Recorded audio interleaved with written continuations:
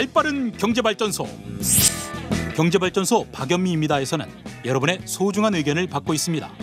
짧은 문자 50원, 긴 문자, 사진 문자 100원, 샵 0951 또는 TBS 앱을 통해 받습니다.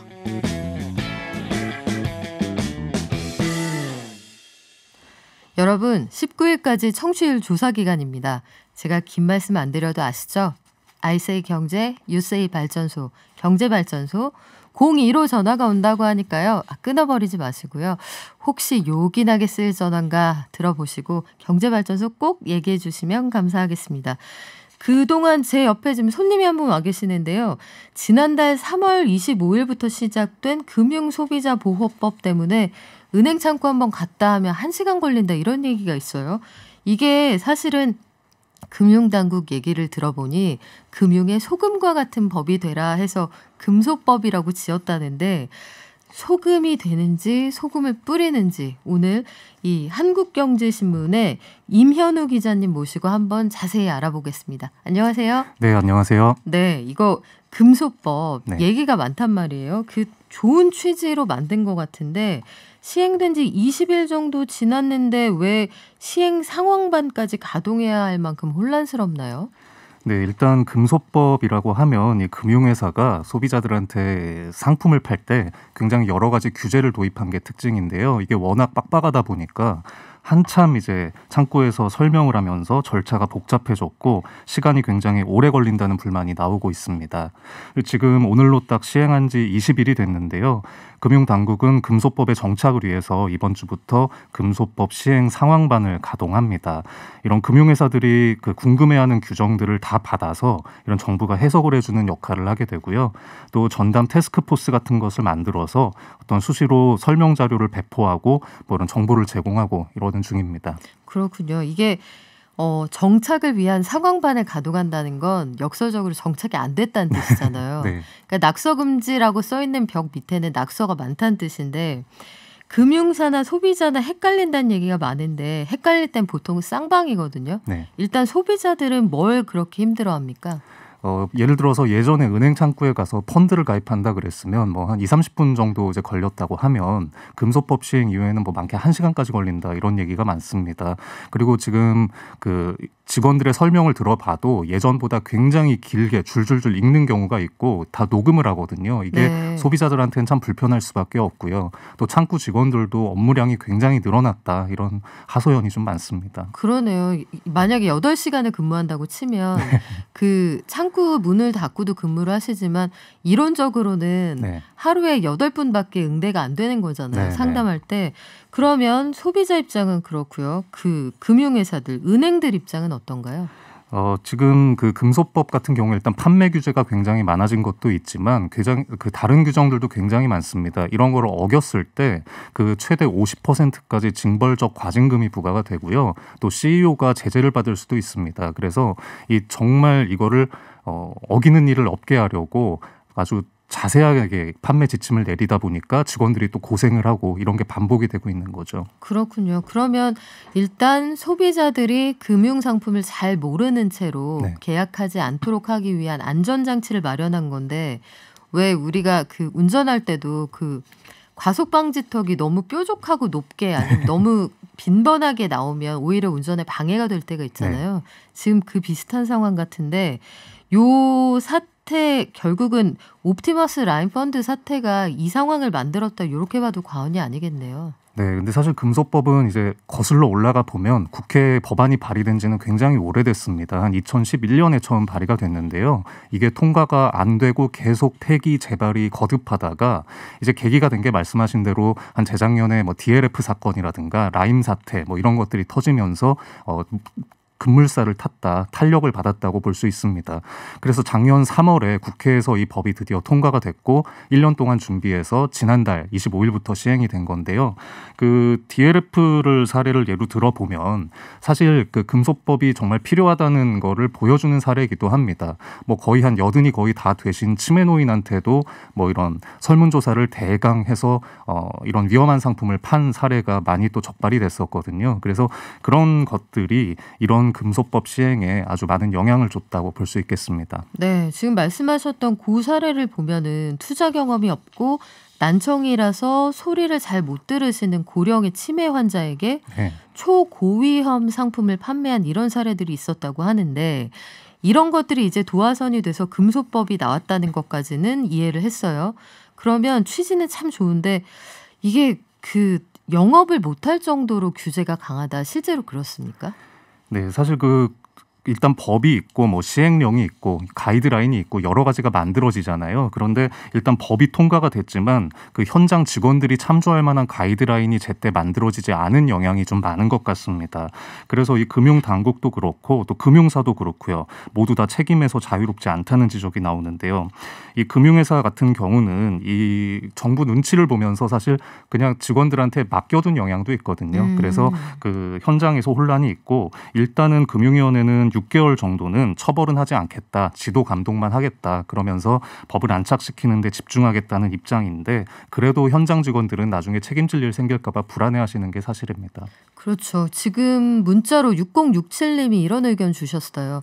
은행 통장 만들기 너무 힘들어요. 얘기해 주셨는데 실제로 이 대표적인 안전자산 금에 투자하는 금통장 한번 만들러 갔다가 금소법 때문에 내가 못 만들고 허탕만 치고 왔어요. 이런 분이 계신데 가까이 계신다고요? 그런 분이. 네. 저희가 한번 뭐 이런 분을 만나서 이제 기사를 소개를 드린 적이 있었는데요. 그 여윳돈 3천만 원 정도 가진 이제 직장인 사례입니다. 이분이 금통장에 가입하려고 은행에 갔는데 실패를 하신 거죠. 이게 금통장은 이제 국제 금시세에 따라서 이제 잔액이 결정되는 상품인데 뭐 꼭 고액 자산가들이 가입하는 게 아니라 비교적 네. 대중화가 돼 있는 상품이라고 할 수 있죠. 그런데 이 투자 성향을 설문조사를 했을 때 그 안정추구형으로 이분이 나왔습니다. 그런데 금통장은 공격투자형으로 분류된 분만 가입을 할 수 있거든요. 그래서 이분이 나중에 그러면 이거 가입 못하는 건가요? 하니까 직원은 나중에 와서 다시 설문조사해 보세요. 뭐 이런 답변이 온 거죠. 설문조사가 보통 1번부터 대략 한 50번 이상 있지 않습니까? 네. 이거 처음부터 다시 하라고요? 그렇죠. 이게 보통 설문조사하면은 공격투자형, 뭐 적극투자형, 위험중립형, 안정추구형, 안정형 이렇게 5유형으로 분류가 되는데 이거를 그 문제는 한 금융회사에서 한 번밖에 안 되세요. 그러니까 내가 결과가 마음에 안 든다고 다시 할 수가 없거든요. 그래서 사실은 금통장은 그렇게 뭐 리스크가 너무 많다고 하기도 좀 애매한 상품이긴 한데 이런 식으로 가입에 제한을 받는 경우가 좀 많이 나오고 있습니다. 그렇군요. 지금 설문조사 문항은 15개라는 속보를 제가 접했는데 그럼 설문조사에서 내가 공격 투자형으로 나올 때까지 설문조사를 다시 해야 되는 건가요? 사실 그렇죠. 근데 또 은행 직원이 그렇게 얘기해 주는 것도 이제 법에 저촉이 될 수가 있어서 사실 그 소비자 입장에서는 참 황당할 수 있습니다. 이게 참 애매하네요. 나는 고기를 좋아하는데 네. 고객님은 설문조사 결과 채식주의자로 나오셨어요 하면 고깃집에서 아무리 고기를 주문해도 네. 그 쌈야채만 갖다 준다 이런 얘기인데 사실 예전에는 이제 이런 분들도 내가 정말 강하게 원합니다 이렇게 주장을 하시면 부적합 확인서라는 거를 쓰시고 가입을 하실 수가 있었거든요. 그런데 지금은 이런 거를 받을 수가 없고 오히려 굉장히 그 소비자가 디테일하게 저는 이 상품 딱 특정 상품을 딱 찍어서 가입하겠습니다. 뭐 이런 정도가 아니라면 이런 성향이 맞지 않는 상품은 가입할 수가 없습니다. 내 성향을 설문조사지가 판단을 한다. 네. 요것도 일단 하나의 허들이 될 것 같고 내가 여기에 투자하고 싶은데 투자하려던 상품이 알고 보니 공격적인 투자자들이 하는 상품이었구나. 그렇게 생각을 하시면 아마도 금 같은 안전자산 투자를 공격형 투자로 생각 안 하셨던 분들은 좀 당황스러울 수도 있을 것 같은데 자 그러면은 A은행에서 손님 안 됩니다 하고 돌려보냈어요. 네. 옆에 B은행 지점이 있지 않습니까? 거기 가서 만들면 되지 않아요? 근데 이런 성향 조사를 모든 금융사를 통틀어서 하루 한 번이라는 게 이제 제한이 있습니다. 그래서 또 이 문항 답변을 뭐 이런 식으로 답하시면 됩니다. 이런 식으로 안내하는 것도 투자 성향 조작을 유도하는 행위로 간주가 되기 때문에 사실은 좀 도움을 드리기가 또 쉽지 않은 면이 있죠. 그렇군요. 네. 그런데 이 실제 은행에서 설문조사지를 주신 이 은행원들 얘기를 들어보면 투자해본 종류가 많지 않겠죠. 대부분의 일반인들은. 그리고 전체 자산 대비 비중이 낮게 설정이 돼 있고 네. 내가 금융 지식이 그렇게 높지 않고 원금은 웬만하면 보장됐으면 좋겠다 하면 웬만하면 다 안전 네. 추구형으로 나올 것 그렇죠. 같은데요. 거의 은행에 가신다고 하면 사실 공격 투자자라고 보기는 쉽지는 않죠. 예. 그렇군요. 네.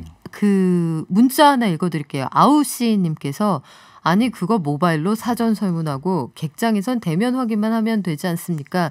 은행이 더 적극 개발하지 않은 결과 아닌가요? 하셨는데 이게 아마 그 실제로 모바일로 가입하기가 만만치가 않으신 것 같아요. 모바일 가입은 쉽다는 얘기가 있지만 현장에서는 이 설명을 드려야 되잖아요. 네. 그러니까 내가 모바일로 가입할 때 적금, 예적금 이런 것도 들어갔을 수가 있는데 현장에 가면은 그 장광서를 들어야 한다. 요거 어떻게 이해해야 될지.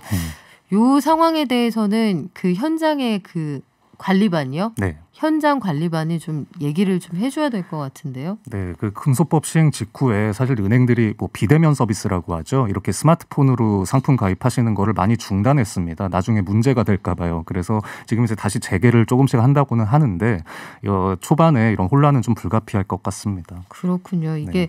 그러면 무사히 금융상품에 가입하려면 내 성향이 어떤지 그리고 상품 성격에 맞게 대답을 잘해야 된다는 얘기인데 그러면 금소법으로 소비자들이 요거 말고요.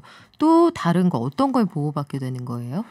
일단 여러 가지 새로 생긴 권리들이 있는데요. 그거를 설명드리기에 앞서서 이 금소법의 핵심인 그 6대 판매 원칙이라는 거를 잠깐 설명을 좀 드리겠습니다. 이게 뭐 일단 쭉 말씀드리면 뭐 적합성 원칙, 적정성 원칙, 설명 의무, 불공정 영업 금지, 뭐 부당 권유 금지 이런 것들이 쭉 있는데요. 그러니까 핵심을 요약하자면 아까 말씀드렸던 대로 이 소비자의 성향을 금융사가 파악을 해서 이 사람한테 어울릴 것 같지 않은 상품은 팔아서는 안 되고 또 예를 들어 뭐 예전에는 그런 거 많았지 않습니까? 대출 받으실 때 적금 드세요. 뭐 이런 식으로 뭐 소비자에게 이런 소비자들에게 해가 될 수 있는 행위도 해서 안 되고 그러니까 여러 가지 제약들이 있습니다. 그래서 이런 그 6대 판매 원칙을 어겼을 경우에는요. 소비자가 우리가 홈쇼핑에서 물건 샀다가 반품하듯이 금융상품도 아무런 불이익 없이 또 가입을 취소할 수 있는 권리들이 주어지게 됩니다. 아 그래요? 네. 그 할부 철회하듯이 청약 철회 같은 게 된다는 얘기예요? 네, 그러니까 정식 용어로는 청약 철회권인데요. 예전에는 뭐 보험이라든지 일부 금융상품에만 이제 적용되는 거였는데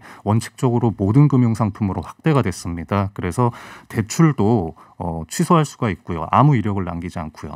그래서 지금 그 예금성 상품을 제외한 모든 금융상품에 적용이 되는데 소비자가 청약 철회 신청을 하면 금융회사는 3영업일 안에 받은 돈을 돌려줘야 되고요. 위약금도 받을 수가 없습니다.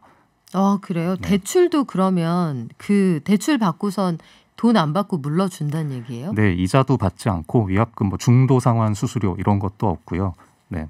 그렇군요. 이 부분은 정확히 알아두시면 좋을 것 같은데 위법 계약 해지권 이런 말이 있다면서요? 이건 무슨 말이에요? 네, 위법 계약 해지권은 아까 말씀드렸던 뭐 DLF 같은 사례를 막기 위해서인데요. 금융사가 이런 판매 원칙을 어겼다면 소비자가 아무런 불이익이 없이 계약 해지를 요구할 수 있고요. 이게 위법 사실을 안 날로부터 1년 이내 그리고 아니면 계약 체결일로부터 5년 이내까지도 가능합니다. 그래서 법 위반했다는 사실을 또 이제 근거 자료와 함께 첨부해서 계약 해지 요구서를 금융사에 보내면은요. 정당한 사유가 없으면 금융사는 이걸 받아줘야 되고요. 금융사가 응하지 않았을 때는 소비자 의사대로 해약해주게 됩니다. 그렇군요. 그 DLF 사태 두 번 언급을 해주셨는데 독일 국채펀드에 그 투자했던 상품입니다. 이게 네. 판매할 때 아유 아버님 독일이 그 나라가 얼마나 잘 삽니까? 이 나라 망하지 않는 한 손해 안 봅니다. 독일 국채가 마이너스 금리가 나오겠습니까? 했는데 마이너스 금리가 나와서 그 위로 받으실 수 있는 수익은 상한선이 있는데 거의 마이너스는 한계가 없는 그런 상품으로 설계가 돼서 원금까지 다 날렸다 이런 분들 계셨거든요. 네. 그래서 그런 방식으로 불완전 판매가 됐던 그 사례가 있었습니다. DLF 사태라는 건 그 내용이고요. 또 관련해서 자료 열람 요구권도 준다고요? 네, 뭐 말씀하신 대로 불안전 판매가 생겼을 때는 뭐 소비자가 분쟁 조정이나 뭐 소송이나 이런 것들을 활용할 수가 있지 않습니까? 그런데 이 금융회사가 업무 관련 자료를 최대 10년 동안 유지 관리할 의무가 이제 있습니다. 그래서 소비자가 분쟁 조정이나 소송 같은 것을 준비할 목적으로 자료 내놓으세요, 보여주세요 하면은 금융회사가 무조건 보여줘야 되는 권리입니다. 그렇군요. 지금 문자 하나 읽어드릴까요? 9800님 설문조사 본인이 한 건데 아니 고기채식은 비유가 맞지 않아 보입니다. 안전한 투자 원한다고 해놓고 공격적인 상품 산다는 것 자체가 상품을 모르고 덤비는 거죠. 아, 이런 지적도 타당합니다. 네. 그러니까 본인의 성향을 나는 안전한 걸 원해라고 생각을 했지만 사고자 하는 거는 정작 공격적인 상품이었다. 이럴 수 있겠네요. 그렇죠. 이제 모든 분들이 높은 수익률을 원하지만 동시에 안전하기를 원하시는데 좀 그런 것들은 상품 설문조사 하실 때 좀 걸러질 필요도 있습니다. 어렵네요. 그러니까 수익은 많게 네. 위험은 적게. 근데 그런 거 없죠, 기자님. 없습니다.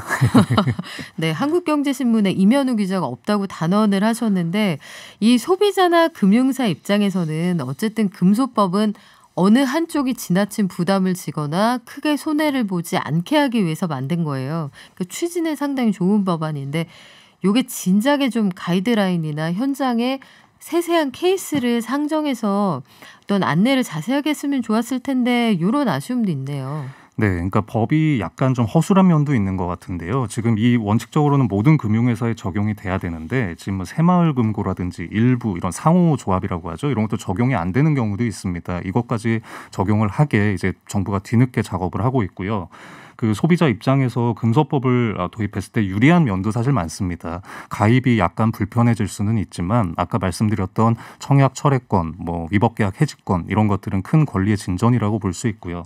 또 금융회사들도 오히려 이런 거를 계기로 삼아서 좀 불안전 판매 근절하는 그런 그 기회가 될 수 있다는 생각입니다. 일단 금융당국이 그 가이드라인을 좀 뒤늦게 내놓은 게 아쉬운데 지금 지난달 말부터 업권별로 CEO들과 간담회를 또 열고 이러면서 열심히 준비를 하고 있습니다. 좀 빨리 혼란이 진정됐으면 하는 생각입니다. 네, 마지막으로 이런 생각도 들어요. 지금 은행들이 지점을 통폐합하거나 계속 줄이고 있잖아요. 네네. 그러니까 사람을 만나서 설명을 들을 수 있는 기회가 점점 줄어들고 있는데 규제는 강화되고 있단 말이죠. 네. 그러면 한정된 점포에 많은 사람들이 몰릴 것이고 이분들에 대한 그 상품 설명 의무 같은 건 강화가 되면 이른바 그 정체 현상은 더 길어지지 않을까 이런 생각도 들거든요. 네, 맞습니다. 지금 금융당국에서는 오프라인 지점을 웬만하면 너무 줄이지 말라고 요구를 하고 있지만 은행들이 그래도 많이 줄이고 있습니다. 당장 수익성 관리가 안 되기 때문인데요. 지금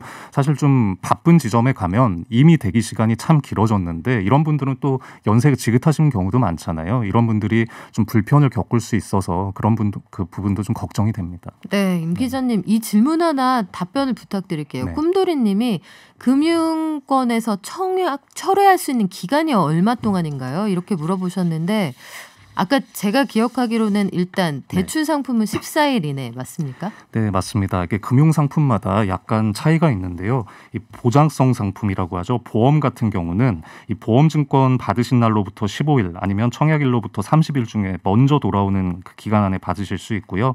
뭐 펀드나 신탁 같은 투자성 상품은 계약 맺고 나서 7일 이내에 철회하실 수가 있습니다. 또 대출은 아까 말씀드린 대로 14일 이내에 물릴 수가 있고요. 예금이나 적금은 대상이 아니어서 해당이 안 됩니다. 그렇군요. 네. 이 날짜 잘 기억하시면 좋겠고요. 사실 금융상품 가입하실 때는 그 전에 청약 철회할 일 없게 꼼꼼하게 알아보시는 게 지금 기회비용을 줄일 수 있는 그런 법인 것 같습니다. 2037님, 금소법이 소비자 보호를 위한 거라고 하지만 은행에 시간 쪼개서 갔는데 너무 오래 걸리면 직장인들은 힘들어요. 설명 시간도 긴데 이거보다 더 긴 시간이라면 은행 가기 무섭지 않습니까? 이렇게 말씀해 주셨는데요. 여러 가지 의견이 다양하게 나오고 있는 상황이에요. 법안들이 처음에 그 발의가 돼서 이제 통과되고 현장에 시행되면 항상 진통을 좀 겪습니다만 워낙 많은 분들에게 영향을 미치는 법이라 그런 것 같습니다. 금융당국의 입장도 한번 들어보고 싶은데요. 다음에는 금융당국에서도 의견 주시면 한번 모시고 말씀 들어보겠습니다. 현장의 목소리를 촘촘히 반영한 가이드라인이 얼른 나왔으면 좋겠고요. 지금까지 현장 상황 전해주신 민생경제 현장 한국경제신문 임현우 기자님 감사합니다. 네, 고맙습니다.